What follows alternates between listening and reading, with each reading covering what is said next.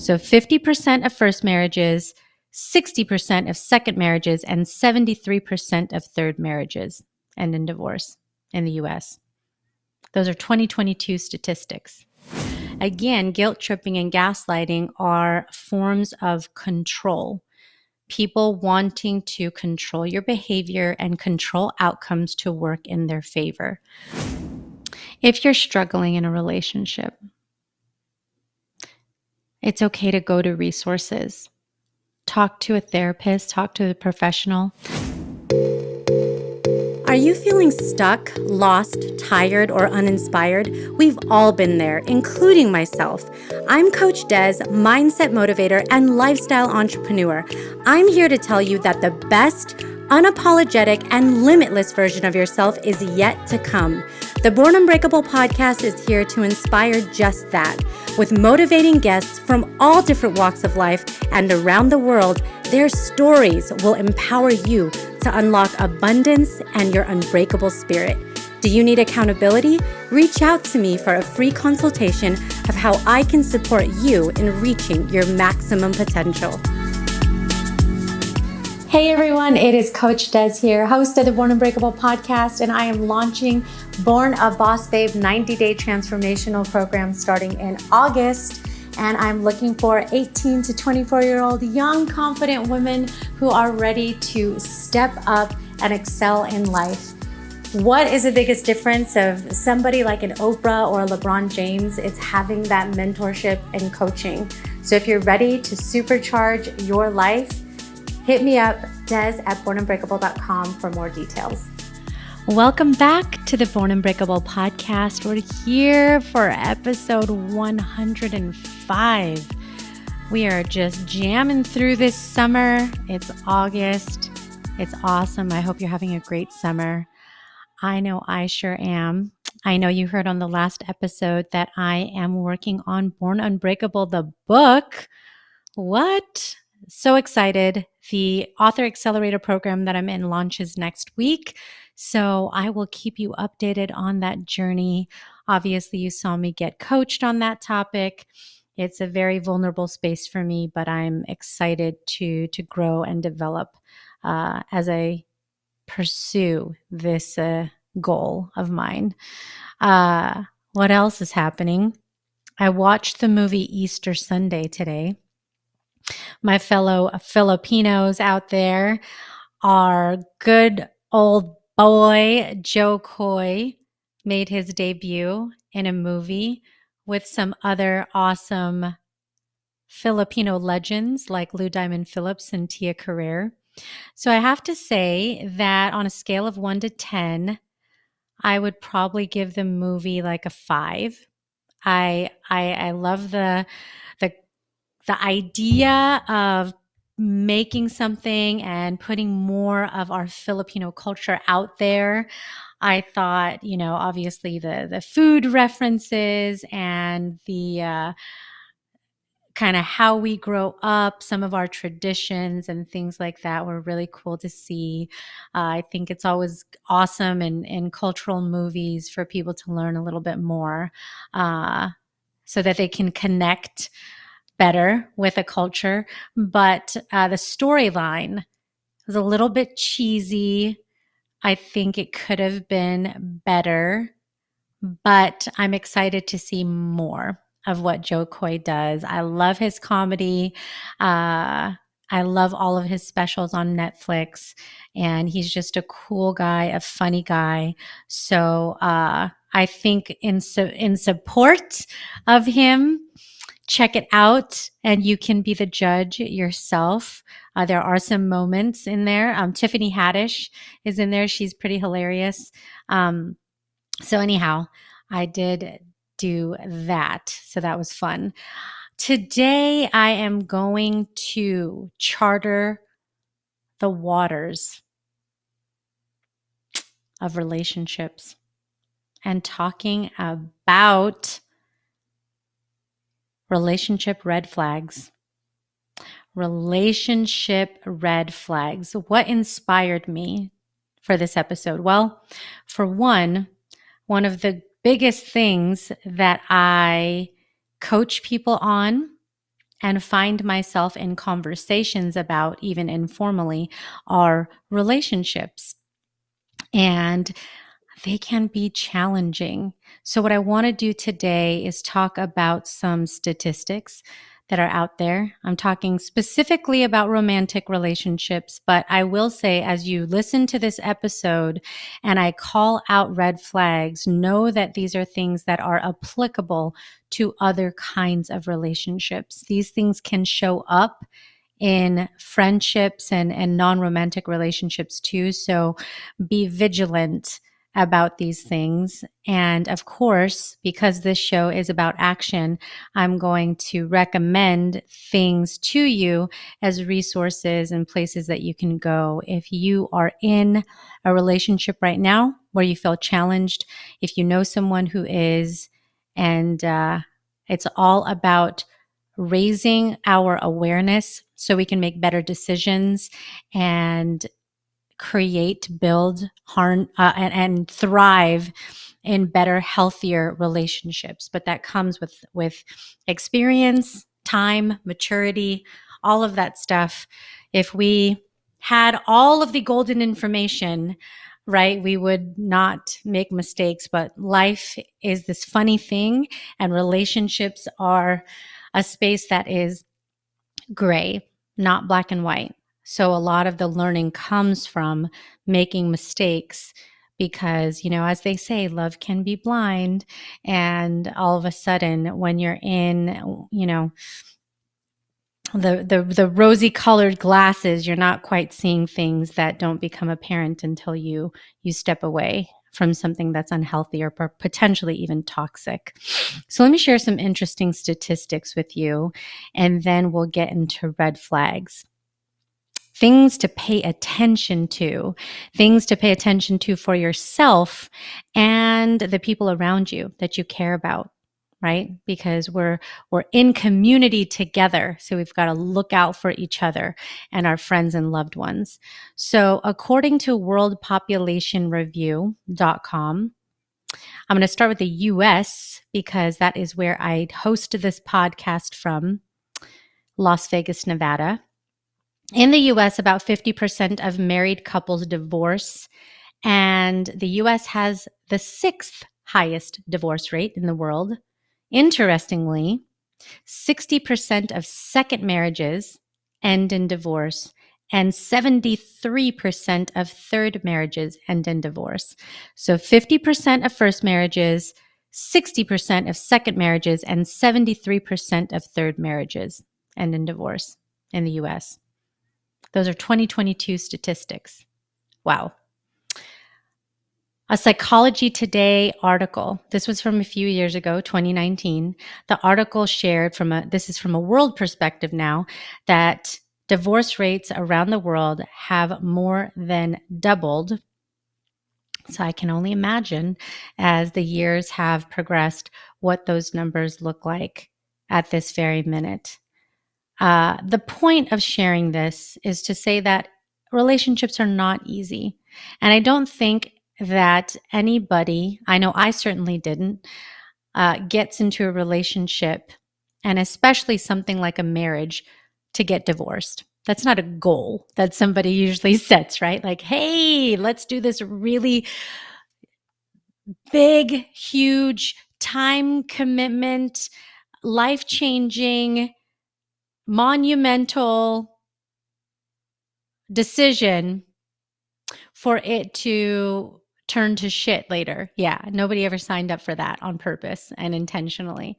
You go in with the best of intentions, and you honestly, this is territory where you hope for the best, right? But here's what I'll say.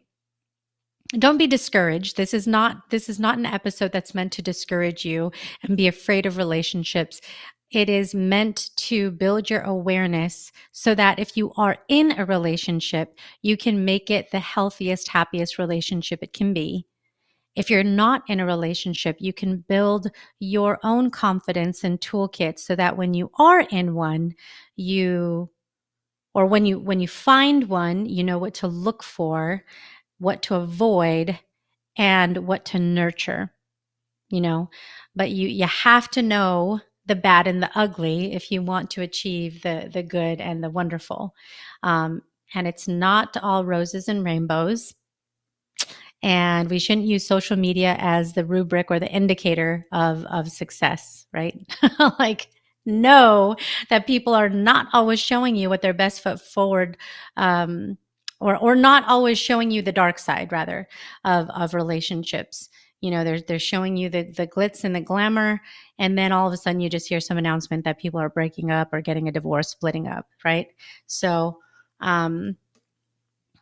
yeah, it's not easy by any means. Um, my other points are, if you're in a relationship right now and you are unhappy, know that it's not the relationship that you want to be in. Don't stay in a relationship out of fear, out of convenience, or out of feeling judged from other people. If you're in a happy, healthy, loving, aligned, and thriving relationship, congratulations, because I understand that it's a lot of work every day to make that happen. So that's awesome. But that's just my little preamble, because what I want to talk about are these red flags, relationship red flags. And these first four are really the big red flags because they are aligned to toxicity. And that's a real big danger zone because that can lead to really bad things: domestic violence, death. I listen to a lot of Dateline and a lot of different stuff. So, yeah, I'm going to go there. And then probably some of the later ones are more like white flags, things to pay attention to that could turn into red flags if they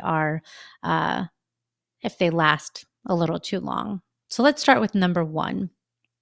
Red flag number one, narcissism. Again, this could apply to more than just a romantic relationship in your life, but narcissism is basically excessive interest or admiration of oneself and physical appearance. That's the kind of textbook definition. But this is the person that has an ego that is as big as the universe. Somebody who just thinks that they're on top of the world, wants you and everybody to know that, and is constantly putting themselves out there as if they are better, and making it clear that other people are beneath them. If you are with a person that has narcissistic tendencies and has a big ego, and whether some of them are aware and fully proud of that, maybe some of them are not as self-aware, but this isn't something to be proud of, or anybody that I would want to be around, because it's unhealthy. Not having any kind. Now, the opposite of somebody who's narcissistic is somebody who is has a greater self-awareness, has compassion, and this is where that big difference between, ego and confidence are. You can be a confident person who sees yourself as very capable in the world to do and learn things. But if you lack compassion and think that you're better than other people, it's just not a fun way to walk in the world for the people around them in particular. Maybe it's fun for them, but not the people around them. So if you are seeing that, pay attention and really ask yourself, is that the kind of person that you want to be spending time with? Because I believe that if you dig deep, that's going to get old really, really fast. Look for that compassion. Look for someone with confidence, but self-awareness, and just know that narcissism is not attractive in Coach Dez's book. All right, number 2, gaslighting. This is a term that I found in conversations people are not sometimes very familiar with. So the textbook definition is this is somebody who manipulates others by psychological means into questioning their own sanity. They often flip the script back on you, make you question your gut instincts, make you feel bad for decisions, and turn things on you and question you to say, like, are you sure that's something that you want to do? A lot of times this type of personality wants to isolate you uh, and manipulate you so that they can have control over you, your behavior, who you're with, who you're around. And before you know it, you are either spending your time alone or only with that person. So pay attention to having a partner in your life that you spend time with, but also encourages you to spend time with other people. That would be the opposite of a gaslighter person, right? This is somebody who, a good person is somebody who encourages you to be around all types of different people that will help you grow. They won't be trying to control you. They want you to be your own person, have your own identity, not try to turn you into somebody that you're not. So if somebody is psychologically manipulating you into isolation and not encouraging you to be you out there in the world and grow in the collaboration, connection, and community with others, that's a red flag. That's a big red flag. Okay. Number 3, guilt tripping. This is that person that makes someone feel guilty, especially in order to induce them to do something. They're always making you feel bad. And that turns into you doing something or moving in a direction toward an agenda that they have. Again, guilt tripping and gaslighting are forms of control. People wanting to control your behavior and control outcomes to work in their favor. These are not people who are looking out for your best interest. These are folks, if you put these things together, you layer them together, narcissism, gaslighting, guilt tripping. These are people, as you can see this pattern, that are self-serving. When you're with a person that is self-serving, you'll find that the relationship is very skewed. You're doing everything in the direction of their wants, wishes, and desires, and very little towards your own. Or they're telling you what your wishes, wants, and desires are to make you think what they believe versus what you believe, right? So this is about you having awareness, knowing who you are and what you want, and not letting this shady person come in and infiltrate your essence. Okay, so that's number 3. Number 4, boy, this is a big one. Gosh, have I seen this, and I'm sure you have seen this, and I hope that it's not you that's experiencing this, but it very well could be, is codependency. Codependency, textbook definition, excessive emotional or psychological reliance on a partner, typically one who requires support on account of an illness or addiction. That's kind of an extreme definition, but codependency is dangerous. Okay. This is when people start saying things like, I can't live without you. I'm incomplete without you. I don't know who I would be without you. I can't do this without you. I would kill myself if you left. I would just die if we weren't together. I wouldn't know who I am if we weren't together. somebody who feels like they cannot function independently and trust in their own convictions and capabilities, that's dangerous. That's when somebody needs to spend time with themselves, getting to know who they are, what they want, what they like, all of those things that strengthen your character so that you can be an independent person with another independent person. Codependency is very dangerous. And all of a sudden, you find yourself feeling like you need to take care of this person financially, emotionally, and it's bad news bears. Okay. All right.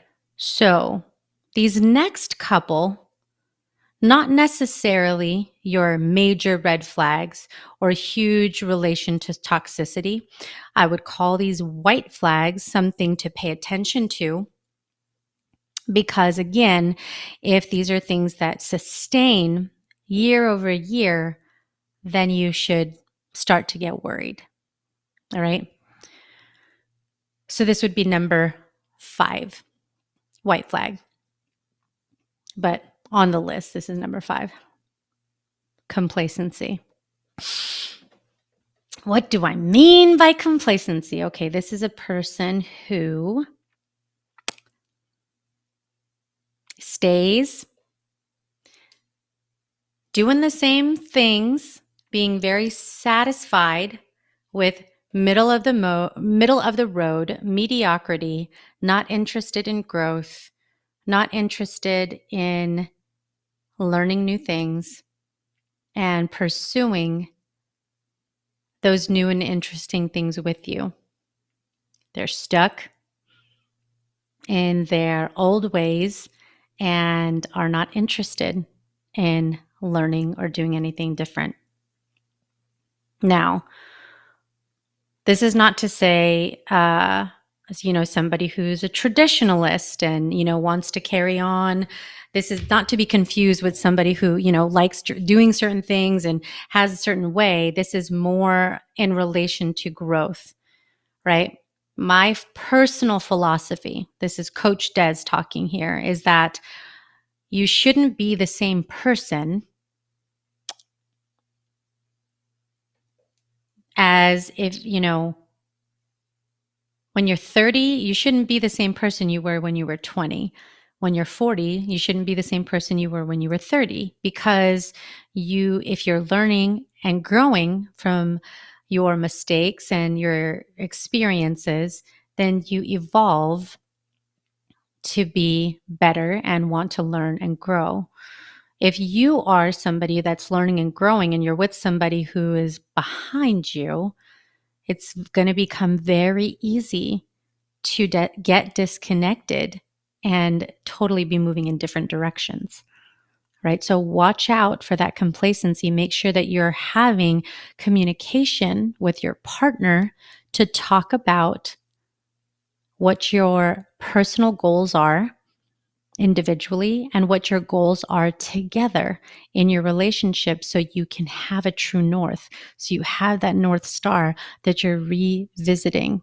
Because oftentimes people get together, they have these same interests and they think they're compatible when they're young, 18 to 24-year-olds. And when you're 40 plus, you realize that your interests have changed and you've evolved differently because you've not spent enough time working on those things together, your shared goals and shared vision for life, right? Disconnection is the next one. If you have poor communication and you're with somebody who's living in their own world, you never know what they're thinking. You never know what it is they really want, what they're interested in. You're sort of coexisting, cohabitating, but you pretty much do everything on your own, and you don't have a sense of connectedness and shared anything, then that is something to pay attention to.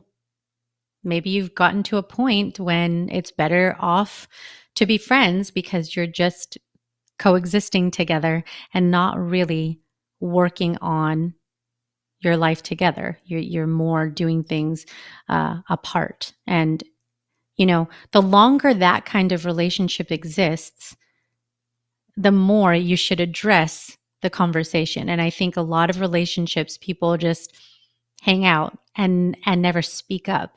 And years go by and you could have been thriving in another relationship instead of just hanging out, being disconnected in one, right? Okay. This next one, we're on number 7 now. Jealousy. Oh my gosh, jealousy. Okay. This is being fiercely protective and almost possessive. You are not anybody's property. Let me say that again. You are not someone's property. Nobody owns you. I don't care if you're married. You're not property. Nobody owns another person. Nobody should feel like they can control another person. Now, I would say this is tough because jealousy is not necessarily a bad thing. But on a scale of 1 to 10, if someone's at 10, that's not a good thing. You know, jealousy is a normal, natural feeling. Sometimes there's a little insecurity in there. There's some worry. Maybe there's unfaithfulness, concerns if somebody is jealous of another person that's in your life. Or it might not even be an infidelity thing. It's just somebody wants you all to themselves and doesn't want to quote unquote share you or want, your time to be given to other people. And if that's the case, you should really monitor that. Again, that goes with there's connection between these things. If you're in a toxic relationship and you're with a narcissist or somebody who's gaslighting or codependent, jealousy could be a big sprinkle on top of all of that right now. So just pay attention. You don't want somebody who is heavily controlling, possessive, and jealous. You want the opposite of that would be somebody who is open-minded, someone who is secure, someone who makes you feel good about yourself and would want you, once again, to be spending time with the other people that you love and care about, not trying to hoard you and your time. All right. 3 more things. 10 is a nice round number. So I picked out the 10 common things that I talk about with people. Imbalance. If you're in an imbalanced relationship where you are putting in all the effort and the other person doesn't, oh my, that doesn't feel good. Are you in a relationship where you are doing all of the thinking, all of the work, all of the decision making, all of the chores, everything, and that person just gets to show up? That's imbalance. And I'm not saying that every relationship is 50-50, but certainly 90-10 or even 80-20 isn't something that I think anybody should tolerate for a long period of time.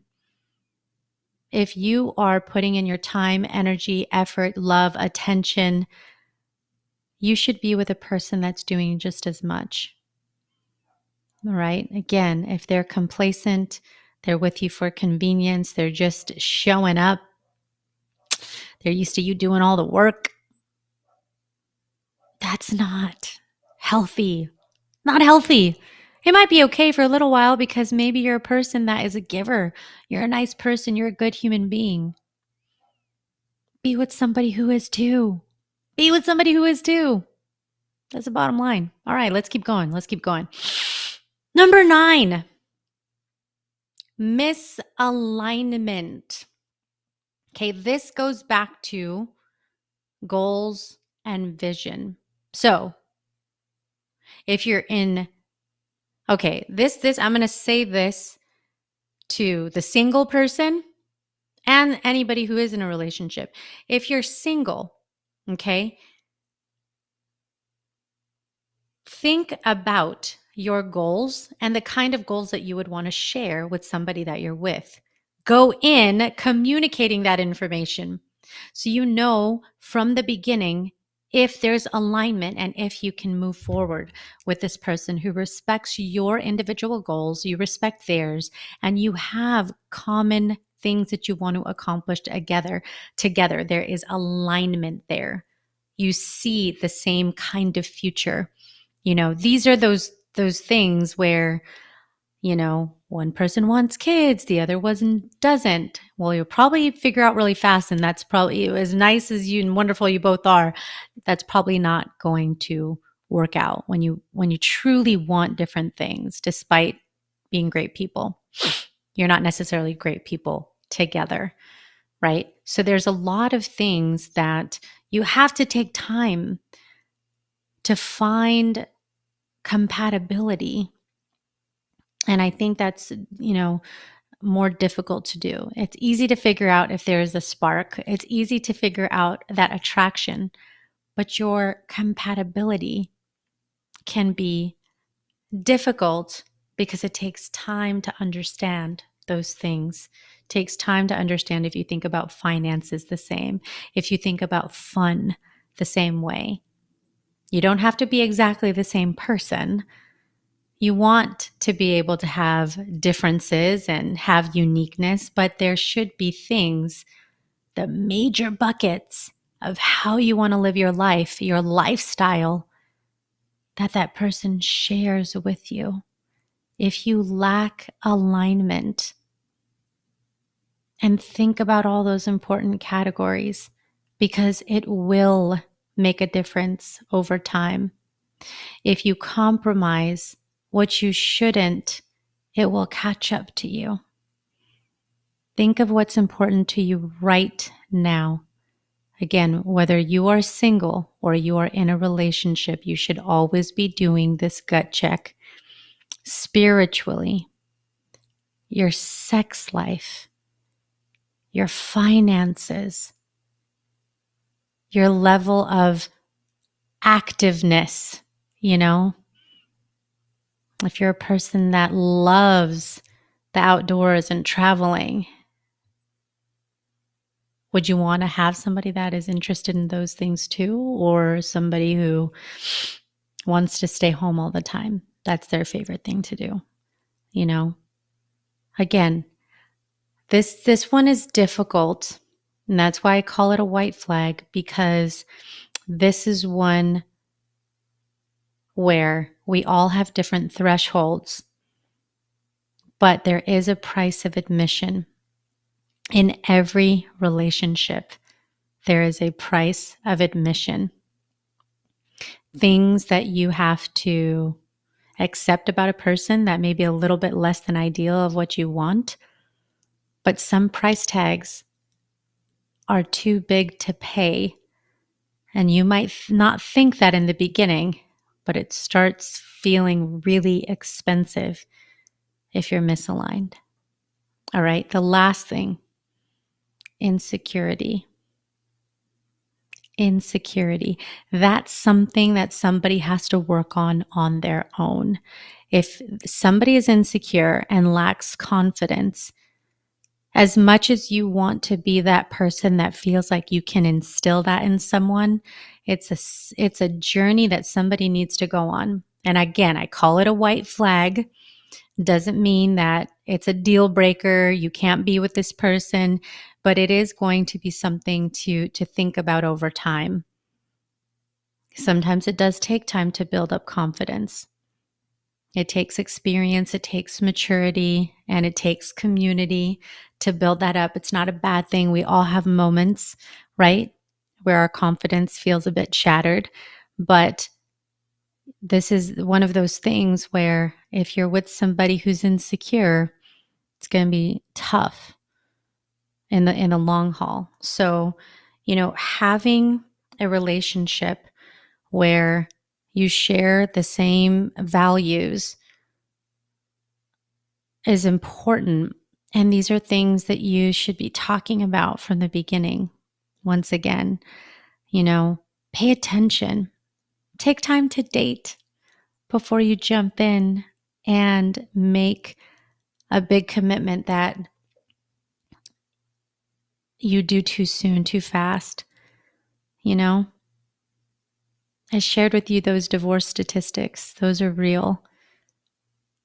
We live in a world today where people feel like they have to live into some sort of norm,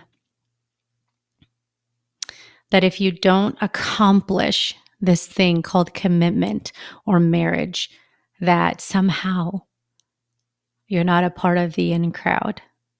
Well, sweetie, it's not a fun in crowd to be a part of the divorce statistics either. I'm one of those people.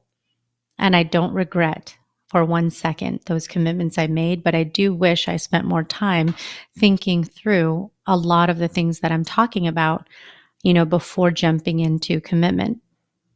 Now, of course, we live and we learn. And I was young when I was making those commitments, but we've evolved in the world in a lot of ways, and I have so much respect for what we may call alternative relationships.